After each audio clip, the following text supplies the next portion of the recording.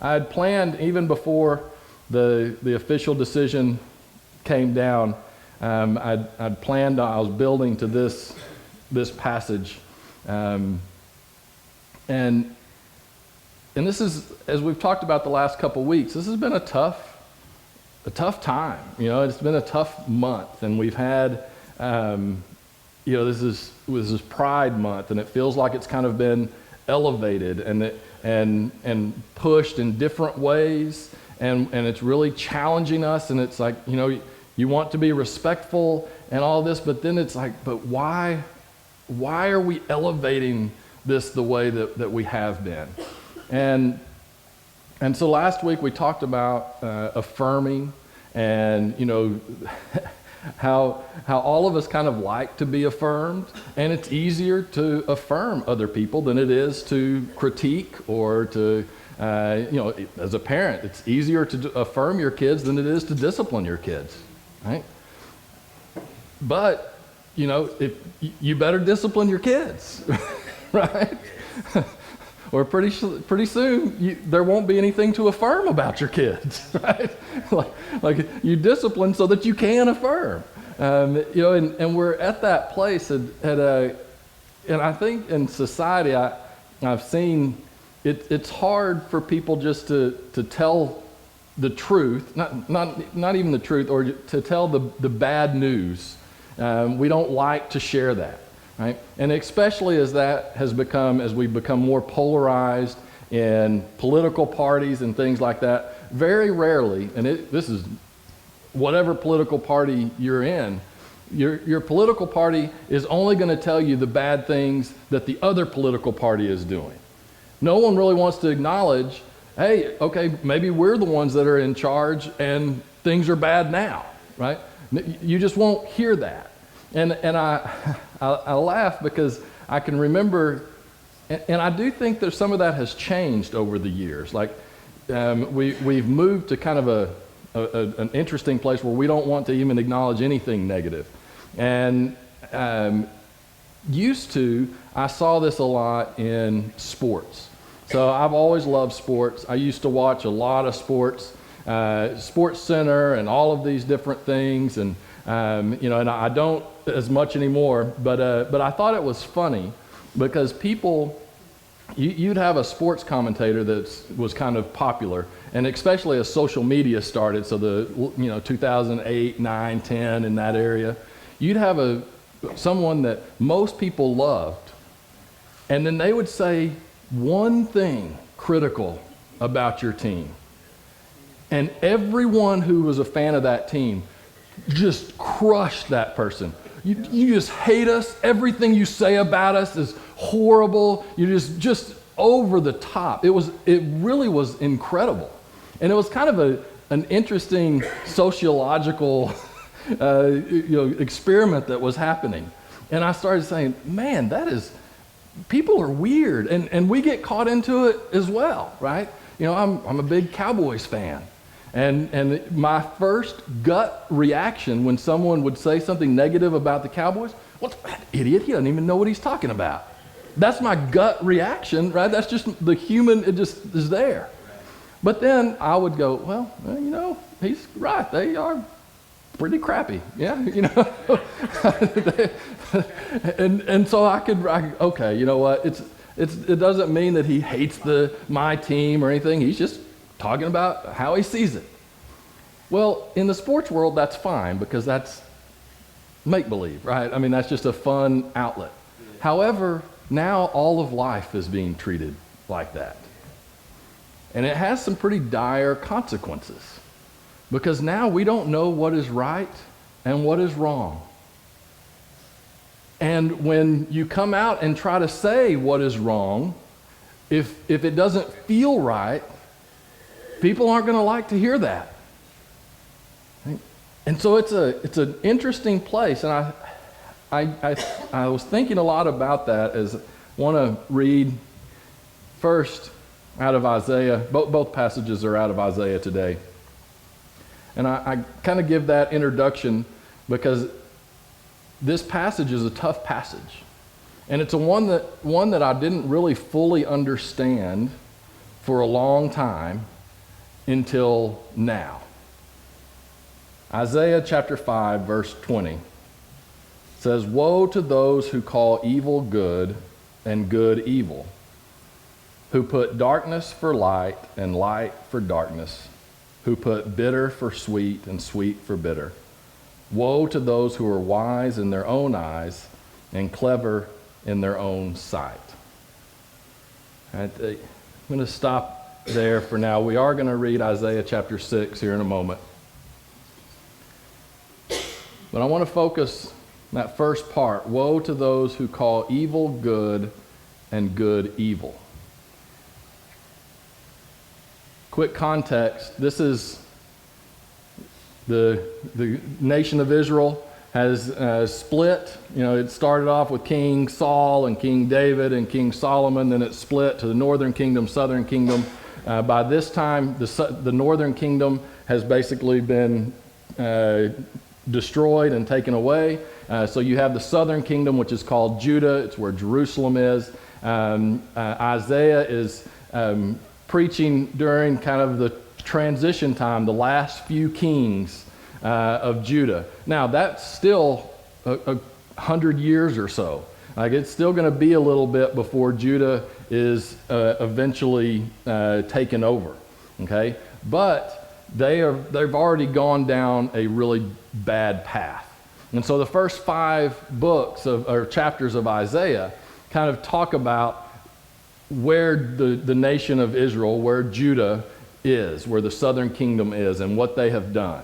And so it's kind of uses lots of different ways to describe that, and some of it is kind of poetic language and things like that, but it's just talking about how far away from God they have come, and that's going to lead to punishment from God, right? And that's where this verse comes in. It says, "Woe to those who call evil good and good evil," which means that was happening in that society. Now, growing up, and even early on as a pastor, you would see verses like that, and you think, man, how can you even get to that point, right? Because that's a pretty big contrast, right? Good and evil, and so you're calling what is evil good and what is good evil. I mean, this is not just kind of being ambivalent about something. It's actively looking and calling something the complete opposite of what it is. And I had always experienced, my experience growing up, my experience in our society was that we were not an overly moral society, right? I mean, we all understand that. However, we kind of recognized, okay, we recognize we're not really very good at this. And so we kind of have, we at least acknowledge that there are things that you may be allowed to do, but it's probably not the best idea to do them, okay? You know, you used to see that. We all recognize things like pornography and stuff like that. I remember where, you know, as a kid, you would see these magazines in these, you know, thick plastic that was just blacked out. And you knew as a kid, oh, there's something behind that, right? And so even as a society, it would be better if we just if that didn't exist, right? But we all know that it does.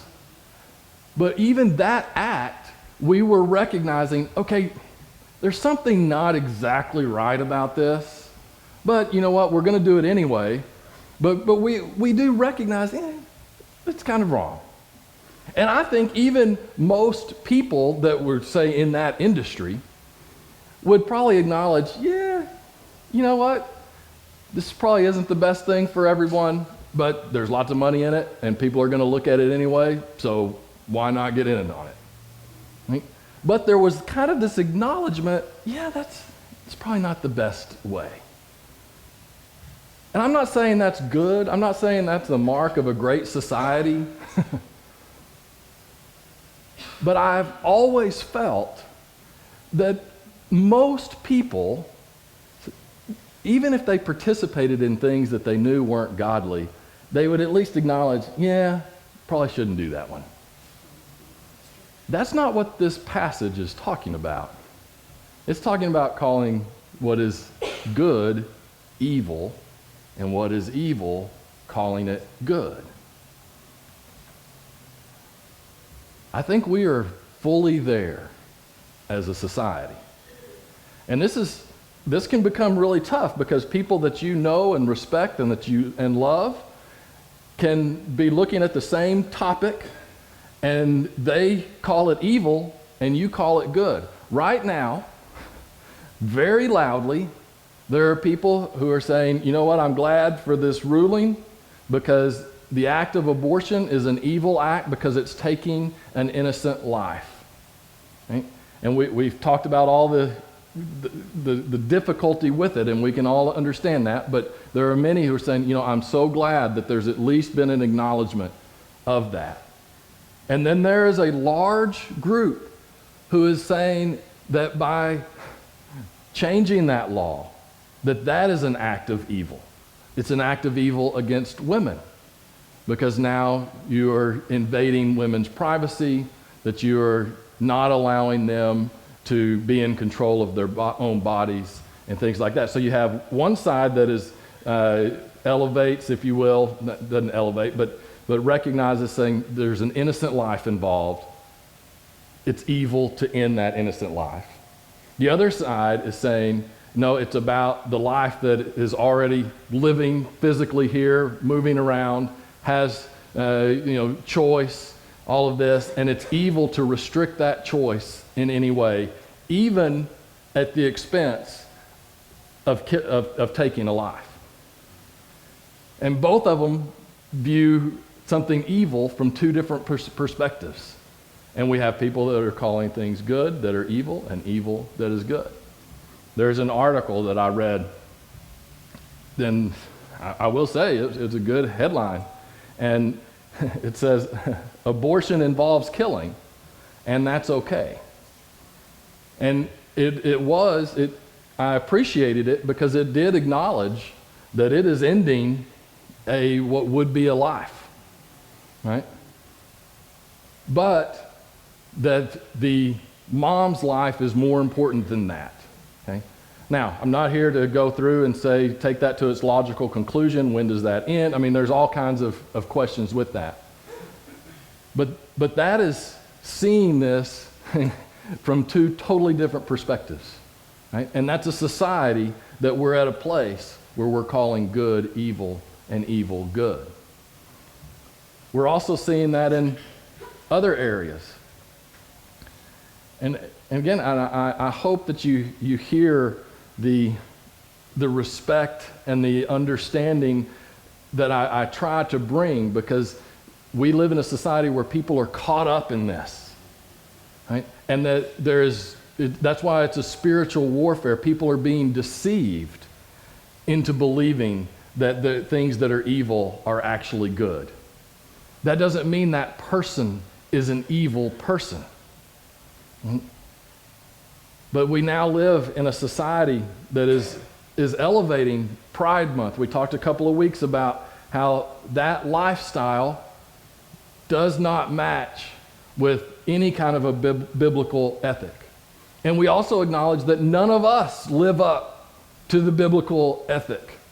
And guess what? I acknowledge that. And I don't celebrate where my failures are. I acknowledge them and I repent at the foot of the cross for my failures. We now live in a society who, because it's uncomfortable to say, no, that's not the right way to live your life, we just say, okay, live your life the way you want, and not only that, we are going to celebrate it. And it's interesting if you just kind of look, it started off with the emphasis on homosexuality. In fact, it used to be gay pride. It's no longer that anymore. It used to be a nearly rainbow flag. It only has 6 colors of the rainbow, not 7. But now the new flag has this kind of triangle that juts into it that has other colors because it's expanded, right? And all of a sudden, we're at this place where lifestyles that should not be glorified, they should be allowed, right? In a free society, you allow that. You shouldn't be disrespectful. But yet, we are to the point where now it's evil if you call that lifestyle a problem. But it's not just with same-sex marriage. It's moved well beyond that. This year, we've seen a major uptick in talking about gender issues, trans issues. And it's one thing when you talk about that in regards to adults. Because those are issues that every society wrestles with, and that there are individuals who wrestle with those struggles in every society. There is a difference when it starts to involve children. And I believe that we're going down a really horrific road because we are causing confusion in our children. You know, in numerous events, pride events this year have had drag queens who are dancing, and they're dancing in sexual ways, and it's been advertised as family friendly, and there are children that are there. And so there are people that are thinking, this is a good way to educate my child, a good way to make them more tolerant, whatever it may be. This is really dangerous because I believe Scripture is pretty clear that God creates you in His image. And part of His image is that we are created male and female. And that doesn't mean that there aren't going to be times that you struggle with your identity. And it doesn't mean that whenever you're an adult, if you want to change that identity, that's okay. But we are starting to now encourage children to question their identity. I believe that's evil. We are rushing to affirm, and we are rushing to affirm gender reconstruction surgery and hormone therapy for kids. This is happening. We're not even slowing down enough to look at other countries that were ahead of the curve on this and started doing this years ago. And guess what many of those other countries are doing? They're saying no more no more hormone blockers. They are pulling back. Why? Is it because they are so religious and filled with bigoted Christians? No, these are very secular societies. We're talking about Sweden, France, Norway. They are pulling back on this because they are seeing the destruction that it's done to their children. And we are moving full speed ahead, encouraging kids to question if they're a boy or a girl. And then the moment that they do, there are those, not everyone, there are those who will immediately start gender-affirming therapies. Those are not reversible. Right? We are at a place where good is evil and evil is good.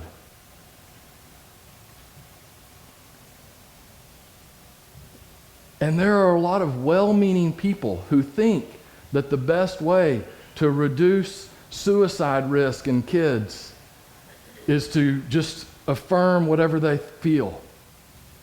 It's not working. We need to take a step back.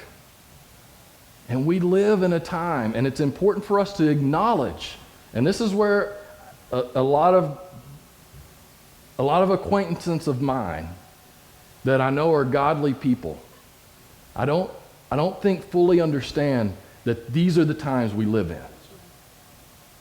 It's important that we recognize these are the times we live in.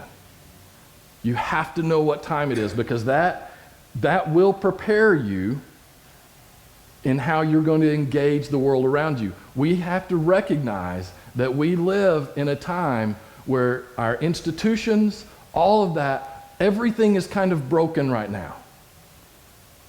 And we live in a time where literally good is being called evil and evil is being called good. And so we have to recognize that, because it's more easy than it's ever been to get sucked in to believing things that are not true and to become passionate about things that are actually evil. Not because you're an evil person, but because we live in these type of times. And you may say, wow, this is a really encouraging message.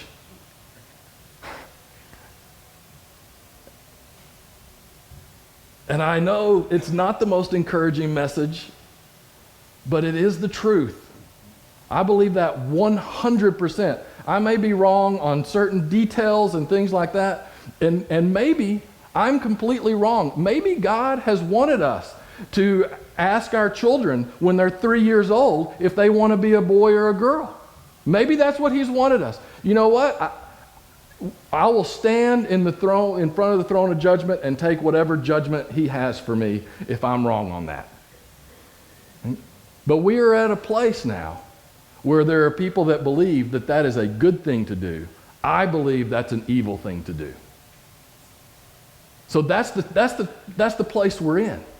So how do you even move forward? Part of me just wants to go dig a hole in my backyard and put some amenities in it and just stay there. Right? But that's not what God has called us to do. Isaiah is laying out a really ugly time. But what did God do with Isaiah? Isaiah chapter 6. I'm going to read the whole thing real quick. I know we're running a little late.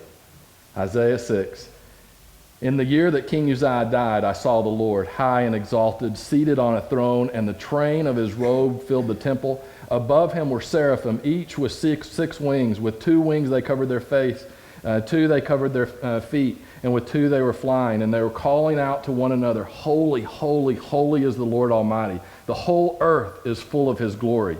At the sound of their voices, the doorpost and the threshold shook, and the temple was filled with smoke. Woe to me, I cried. I am ruined, for I am a man of unclean lips. I live among a people of unclean lips, and my eyes have seen the King, the Lord Almighty. Then one of the seraphim flew to me with a live coal in his hand, which he had taken with tongs from the altar. With it he touched my mouth, and he said, See, this has touched your lips. Your guilt is taken away. Your sin is atoned for. Then I heard the voice of the Lord saying, Whom shall I send, and who will go for us? And I said, Here I am, send me. That's usually where we stop. And we think, oh, how awesome. Here's what God sent Isaiah to do. He said, Go and tell this people, be ever hearing but never understanding, be ever seeing but never perceiving. Make the heart of this people callous, make their ears dull and close their eyes. Otherwise they might see with their eyes, hear with their ears, understand with their hearts, and turn and be healed. Then I said, For how long, Lord? And He answered, Until the cities lie ruined and without inhabitant, until the houses are left deserted and the fields ruined and ravaged, until the Lord has sent everyone far away and the land is utterly forsaken. And though 1/10 remain in the land, it will again be laid waste. But as the terebinth and oak leave stumps when they are cut down, so the holy seed will be the stump in the land. All right. This is powerful, and this is very important for us to wrap our minds around. Because we are in the days of Isaiah, right?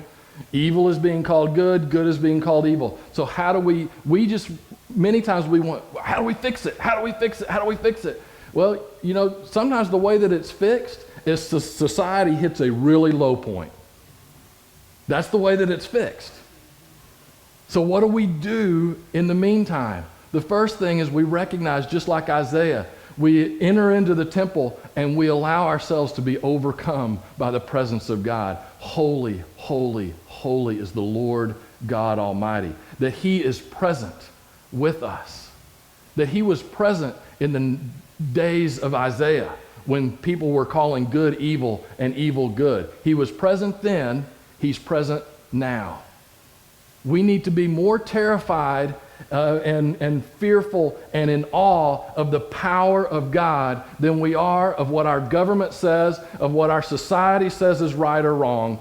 We have to be falling on our feet and on our knees, worshiping the one true God and what he says. And that we allow ourselves to be overwhelmed by his holiness. That's where it has to start. And then we respond the way that Isaiah does. One, I am not worthy. I'm not better than any of those other people who disagree with me wholeheartedly. We recognize that. And then we respond. And we say, here I am, send me. And what does that mean? It means just going out and living the message that God has called us to do. Standing up for what is true.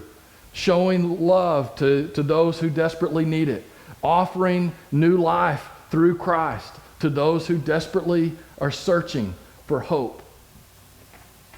And then it's also recognizing that when society chooses to get to this point, that things are going to get bad.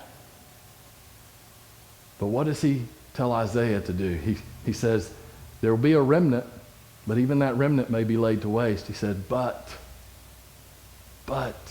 there's always the stump.